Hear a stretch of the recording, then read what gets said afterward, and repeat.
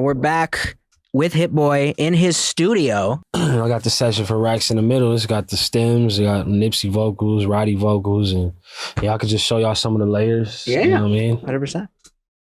Yeah, it started with this choir, my boy Corbett. He's a producer I collab with. I've done a bunch of different stuff with him on like Big Sean's albums and different projects, but he makes like these samples, like just harmonizing with himself, like sound like he'd be making it sound like a choir, like, you know, crazy. So he started with a loop, and I think it was at a different pitch and a different tempo, but I took it and made it into this.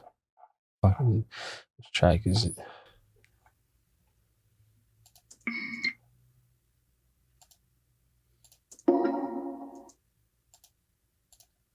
And so that's how it started. It's my boy Corbett.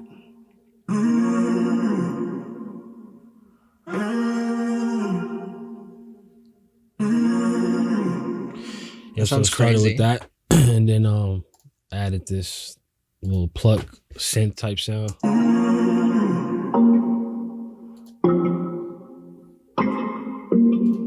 Just to compliment what's going on with the choir, with the harmonies.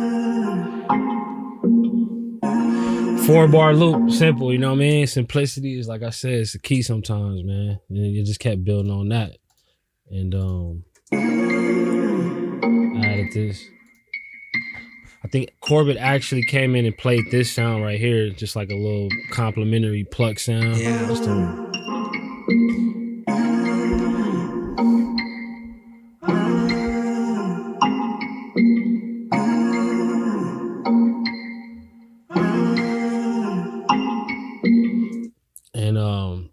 My other homeboy just so happened to be in the studio with us that day. My boy G Dave, he's another producer. I worked on What a Life by Big Sean with G Dave, and Wild Freestyle with Kendrick Lamar and J Rock. Yeah. Yeah, we did that together. Just dude from Kansas City, he got a crazy bounce, so I just like had that messed up, and he's like super good with like bass lines, like just coming up with these unique patterns and ways to like make stuff cut through. So I had to add this bass line to that progression right there.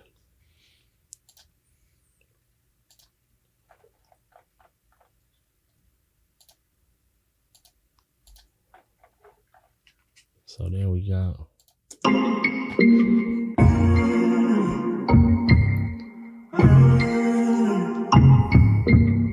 Super low.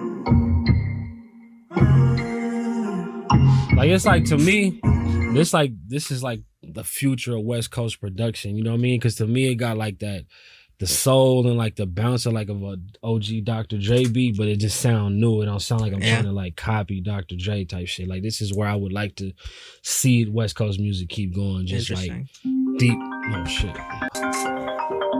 God damn. Hello? I'm doing a podcast right now. I don't get breaks, man.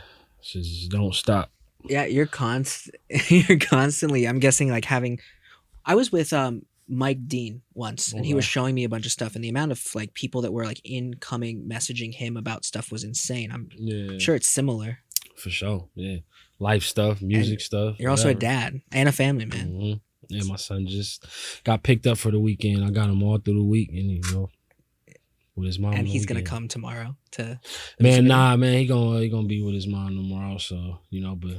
We celebrate all the time, man. We turn up. Like this, he get everything he want, man. It sounds like I was listening to some of the other interviews you did, and you talked about trying to give your son the life you wish you had. Definitely, which is really awesome. Yeah, just even beyond the material, just like the love, you know what I mean? Just like having the energy, like that support system. Like, you know, I'm taking them to baseball practice. I take them, like, even if I got a session, I'll leave a session here and go down to the swimming lessons or the baseball practice, or got him a basketball trainer. Like, I'm just cultivating and just like trying to make him the coldest he possibly could be and give him that confidence. I love it. Yeah. Yeah, so yeah, just built off that. The vocal stems on there are crazy. Yeah, I don't know what you did to that. Was that like Little Altar Boy? Did you like change the? I don't know. Maybe that might have been RC20 out of FL. I'll just be like cranking the Wow. reverb up on the RC20. It's like I think that's like a free plugin, just some stock easy stuff. Because it sounds like Sometimes it's like that though. You know what I mean? I mostly just use like stuff that's in FL, like parametric EQ, just stuff that's like been around since the beginning of FL. Like I don't really too much until it gets into Pro Tools. That's when we dig deeper and really bring out them sonics. But when I'm just making beats, it's just raw. Like so you produce in FL, but then you record in Pro Tools. Exactly. Yeah. Because it's easier to record in Pro Tools? To me, it's just the standard. You know what I mean? People record in FL too, but I just never got into that. Like I did I messed around with it, but Pro Tools that's the standard for me. Is the workflow from FL to Pro Tools easy? Super easy. Bounce the stems, load them right up, then we could just manipulate them more up in here. Oh, wow. Yeah. Yeah, so yeah, just kept building on that. Started adding some percussion.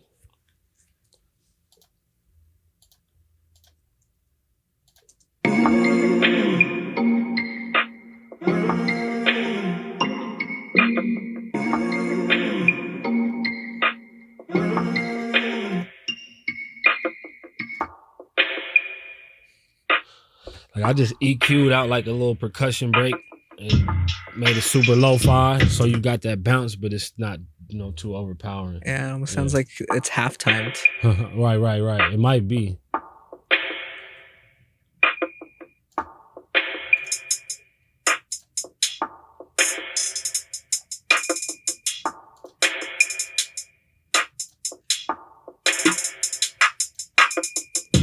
Everything is just doing its own thing in its own pocket. It's working together like a factory. You know what I mean? One thing is spinning the wheels over here. Another thing is doing this. Like,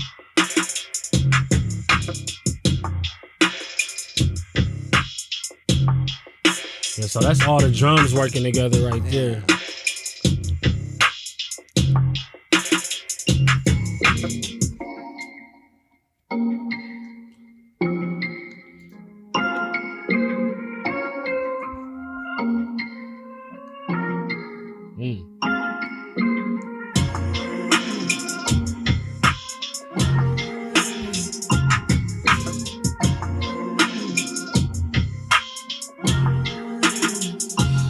Yeah, so I made that beat because my homeboy, his name is Knowledge, he was working at Atlantic Records and he was working with Roddy, or he knew Roddy.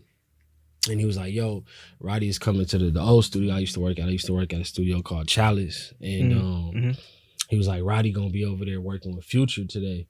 And so he was like, bro, just like, if I get a chance, I'm gonna connect y'all. Cause I had told him I was a fan of Roddy Ricch, and it must have been like 12 a.m., 1 in the morning. I had been working all day. Roddy had been working, recording with Future all day. He came out in the hallway. He had his backpack on. Bro introduced us. I was like, man, I actually just made a beat today and I want to play it for you. And he was like, tired, ready to go. We all kind of ready to go. He heard the beat. He was like, fucking, let me try something. And he did that Racks in the Middle hook just off, you know what I mean? Like off rip. So this is what that song like.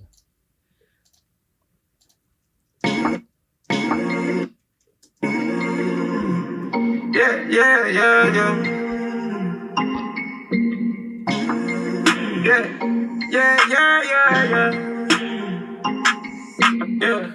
I was riding around in the V12 with the racks in the middle. I was riding around in the V12 with the racks in the middle. Yeah. I was riding around in the V12 with the racks in the middle.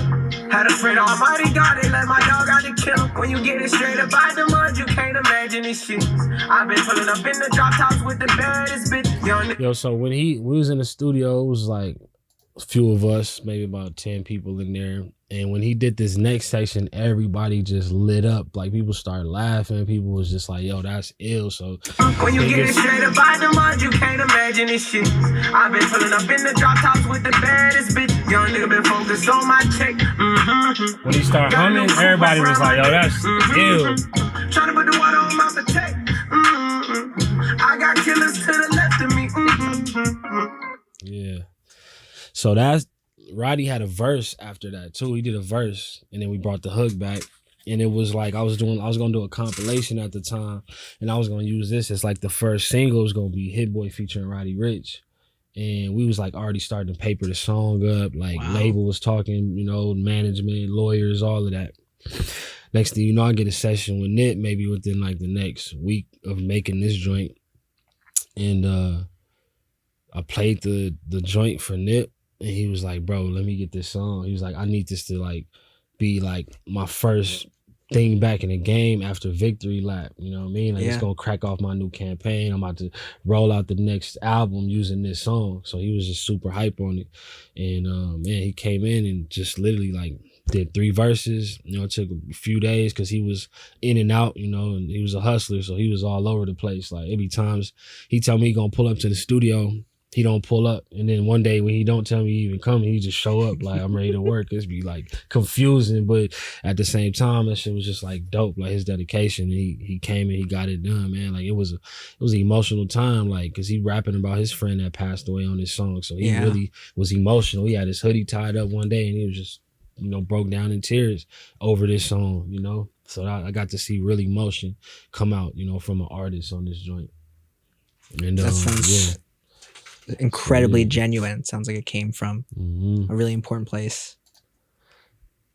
It's interesting though, because I see Roddy's vocals. Yeah. Such a unique voice, but like it looks like were those comped together from different takes because they're coming in on different. Nah, he's just doing one line at a time. Oh wow! Is it pre-written or is it just like freestyle? No, he just freestyled it. Wow! Literally, just as soon as he heard the beat, like we loaded it up, and the first thing that came to him was this. Like, he just did it one line at a time. Is that how it normally goes down, one line at a time, or is it different? It depends. It depends, you know, on the type of artist and what they trying to get across and how they hear the beat. So, but I'm open to all processes. So the humming was also like its own line too. That was his own thing. Just like it just had the whole room going crazy. Like people was laughing and shit. Like it just sounded so unique. Yeah. Just like that hum. Like it was crazy. Yeah, so yeah, this is the first Nip verse. I got killers to the left of me. We was lurking on her. They show no mercy on her. We was going back to back. We put a curfew on her. It was dark clouds on us, but that was perfect for us. You know, you always crash and burn, but it was working for us. Lemo tip the B12, double check the details. Gotta cross my T's and dot my I's or I can't sleep well. Millions off of retail, once again I prevail. Knew that shit was over from the day I dropped my pre-sale. Hold up, let the beat build. See me in the street still. I've been fighting battles up a steep hill. They gave my road dog 12, it was a sweet deal. And I've been riding solo trying to rebuild. I was riding around in the V12. Yeah, man. We knew like after he did that verse that it was on. And then after he did the second verse, I was like, man, it's done. We good. He was like, nah, bro, we gotta do one more verse. You know, and that was at that time, like 2019, it was like songs was getting shorter and shorter. Especially like with TikTok. A minute and a half, minute 50. Yeah. So it was like he really had something to say and he like left it all on the track with this joint. And yeah. I got killers to the left of me. Under no condition would you ever catch me slipping. Motorcaded shooters plus the Maybach chauffeur driven. If they catch me with it, they'll send me off to prison. Judge ain't sympathizing, court don't show forgiveness. Engine in the Lambo drowning out the music. Sip Dior with the flowers, 5 gold Cubans. Champagne while I shop, hope I splurge foolish. Closing escrow twice this month, both commercial units. Damn, I wish my nigga Fast was here. How you died 30-something after banging all them years? Grammy nominated, in the sign of shedding tears. All this money, power, fame, and I can't make you reappear. But I'll wipe them though. We just embrace the only life we know. If it was me, I'd tell you, nigga, live your life and grow. I tell you, finish where we started, reach the heights, you know. Gas the V12 to the pipe and smoke. Man, I just love how Nip like project, like he on max projection with his voice. Like every line is like you feel it. Like you could when he talked about Fats dying, you could hear the pain in his voice. You know what I mean? Like you could hear that rasp, and you could hear like it almost like you want to screech like on that part. Like that shit crazy. But yeah, that's what I really admire about Nip. Like how he was full voice on every line. You had to feel him. And the song just hit so much harder. Like mentions Grammy nominated, song ends up winning a Grammy, mentions the passing of his friend. Unfortunately, he passed away. It's crazy. No, crazy, bro. That whole moment was like a movie playing out. Just, you know, every part of the process was like, and then for it to happen that way, it was like, man, what the hell did just happen? Like, you know what I mean? But he left like such a legacy. Yeah, for sure. Good blueprint for people to boss up and do they, you know what I mean? Do what they want to do, how they want to do it, and, you know, stand on that. Was he, because it looks, they're different in terms of like how it's comped. Yeah. Where like Roddy's is like on different lines and then Nips is just like one. Mm-hmm. And then they're also like different colors. Is he doing the same thing where he's just like, you're taking and comping like the best ones? We might have comped, but it was two different processes. Like Nip might have did 2, 3, 4 lines at a time sometimes, but bro is literally, I think he kind of might even be overlapping on some of those on his part, Roddy. So we just got to make it work. You know what I mean? It's fire. Mm-hmm. Yeah, I'll play the third verse. My neck, trying to put the water on my potato. I got killers to the left of me. Another $1 million bill, that's just some regular shit. See my granny on the jet, some shit I never forget. Next day we flew to Vegas with my Boomer Connects. We break bread, we ain't new to success. Play music at best. Enterprise, take lucrative steps. Go game, but I knew it was chess. As a youth in the set, learn the game, you a student at best. But it's a couple things you can expect. Look, just like money, no money, niggas shooters respect. Other shooters, we was both doing my crew on your neck. I'm on the freeway in the drop, they got me losing my breath. Do a dash with the blues on the deck. It's like it's a lot of music that people might be missing too on this joint. Yeah, that was crazy. I gotta play some of this stuff like without the main beat in. My neck, trying to put the water on my potato. Crazy. I got killers to the left of me. Guitar.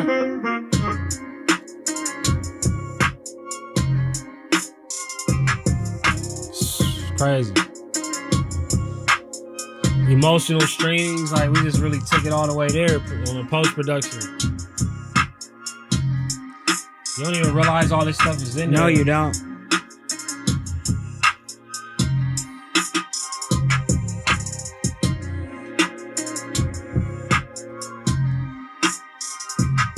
Emotional, like for it to be his last record is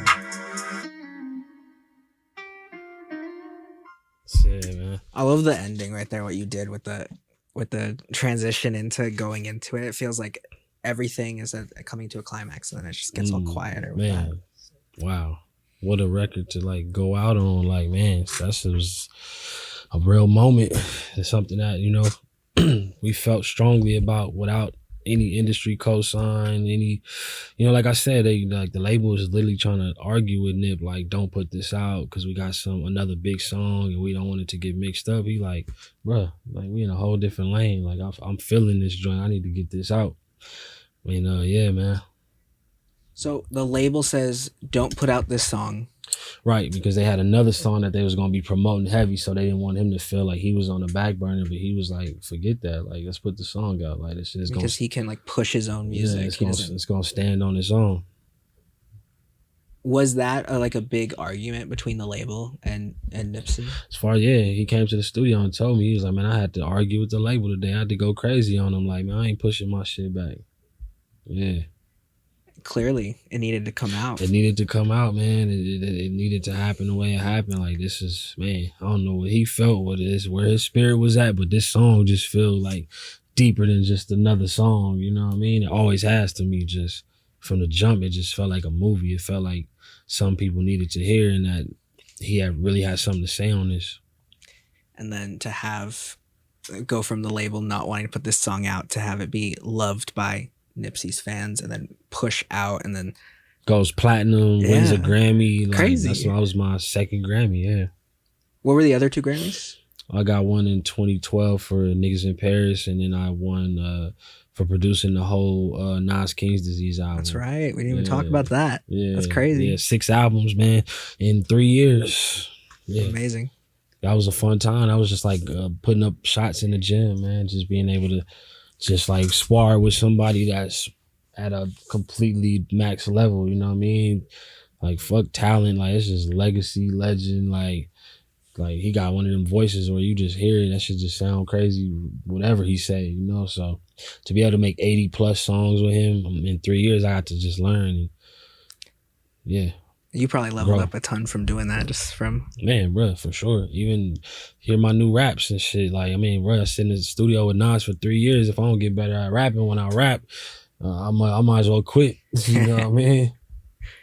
True. Yeah. Awesome. Thank you so much for your time today. Appreciate y'all, man. I know you got some really important things to do, so we don't want to take up any more of your time. It's all good, man.